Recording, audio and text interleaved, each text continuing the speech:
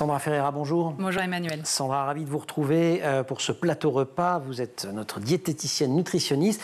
Et il y a 2 jours, c'était le 14 novembre, il y a eu cette journée mondiale du diabète qui manifeste la mobilisation afin de faire connaître le diabète, sa prise en charge, les moyens également de le prévenir. Et vous avez voulu revenir sur ce sujet. On rappelle déjà que c'est une épidémie mondiale, ce que vous nous expliquiez juste avant le début de l'émission. Tout à fait, c'est une épidémie mondiale et cette mobilisation était aussi mondiale. C'est reconnu officiellement par les Nations Unies et c'est porté par toutes les associations nationales des différents pays, dont la Fédération française des diabétiques en France. Alors en 2019, j'ai ce chiffre-là, plus de 463 millions de personnes étaient atteintes de diabète dans le monde, d'après la Fédération internationale du diabète. Et en France, correspond quand même à plus de 4 millions de personnes qui vivent avec un diabète.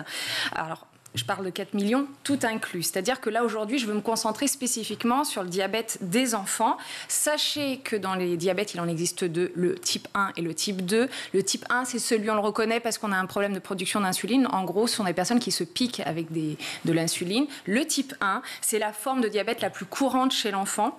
C'est la plus fréquente. Environ 3000 enfants de 6 mois à 14 ans ont été nouvellement diagnostiqués dans l'année, ce qui n'est pas rien. Le diabète de type 2, autrefois, était assez rare chez l'enfant, mais on voit que de plus en plus, il y a des enfants qui ont ce type de diabète. On appelle ça le diabète gras. Et pourquoi ils en ont de plus en plus? Parce que c'est un diabète qui arrive avec le surpoids et l'obésité. Et qui se manifeste un poil plus tard, non? Un poil plus tard, plutôt à la puberté, voire même avec une prédominance vers 15-19 ans. Ok, alors comment un enfant atteint de diabète doit-il manger? Alors, si on parle du type 2, celui qui est à cause du surpoids et de l'obésité, on demande à l'enfant tout simplement d'être suivi pour essayer de perdre un peu de poids ou de limiter la prise de poids. C'est de l'équilibre alimentaire. Pour ce qui est du type 1, donc celui sous insuline, l'enfant doit faire très attention à tout ce qui est sucré, les glucides. Mais ce qu'on veut, c'est qu'il ait une enfance normale et on aime qu'il ait une alimentation normale pour être en bonne santé. Donc oui, on va contrôler les glucides, mais le principe, c'est de prévoir un aliment de chaque groupe d'aliments dans son assiette. Donc au fond, on ne fait pas de menu à part. On ne doit pas faire de menu à part, ça c'est important. Féculents, légumes, viande, mais on va contrôler un peu les sucres. C'est ça. Et si l'enfant consomme des sucres en cachette, sans le dire, comme le font des enfants qui n'ont pas le diabète d'ailleurs. Déjà, oui. Voilà, ou des grands. La problématique chez l'enfant diabétique, ça peut créer des problèmes. Alors, déjà, il faut comprendre pourquoi. Il a voulu faire une expérience peut-être pour voir ce qui allait se passer, si l'équipe de soignants s'en rend compte, si les parents s'en rendent compte. C'est normal, c'est un enfant, un peu de provocation, il teste. Soit il l'a fait par erreur. Alors là, il ne savait pas que l'aliment contenait des sucres, des glucides. Donc, ça peut être ça. Et la troisième solution, ça peut être la frustration, une tentation vraiment trop forte ou vouloir faire comme les copains. Dans tous les cas, on fait une injection d'insuline adaptée, ça c'est le médecin qui vous explique, mais surtout on discute avec son enfant, on essaye de comprendre pourquoi, et tout ça dans le calme, on ne dispute pas, il a déjà la maladie. Sandra, les édulcorants. Les édulcorants, les sucrètes, voilà. Alors on a un recul de 30 ans. Maintenant, oui, voilà. Maintenant, on a tout dit, tout lu. On a tout dit d'après la réglementation française. Elle a établi une dose journalière admissible, la DJA, et la quantité. Alors la DJA, c'est la quantité qu'on peut absorber sur toute une vie sans risque. Et par exemple, je vous donne des chiffres, un enfant de 20 kilos peut consommer 800 mg d'aspartame par jour, ce qui va correspondre à 40 petits comprimés d'aspartame. C'est beaucoup, donc peu probable qu'un enfant consomme autant. Surtout que c'est un pouvoir sucrant de folie. C'est un pouvoir sucrant à 200 fois supérieur au sucre.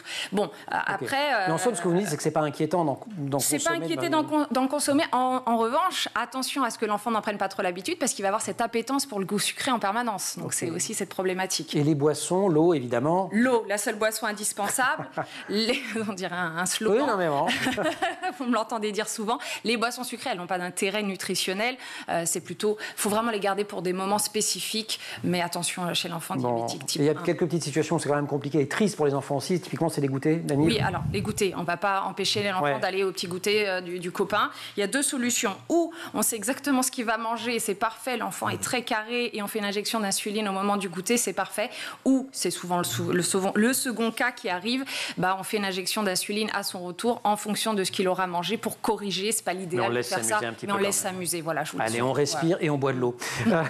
Sandra, merci beaucoup. Merci. Merci beaucoup Mourad de nous avoir accompagnés jusqu'à la fin du mois. Calypso, c'est un festival en Ile-de-France. Tout à fait, jusqu'à la fin du mois de décembre, effectivement. Voilà. Calypso dans toute l'Île-de-France. La fin de l'année, j'aurais dû dire, en fait, pour bien dire les choses. Donc c'est une trentaine de compagnies à travers l'Île-de-France.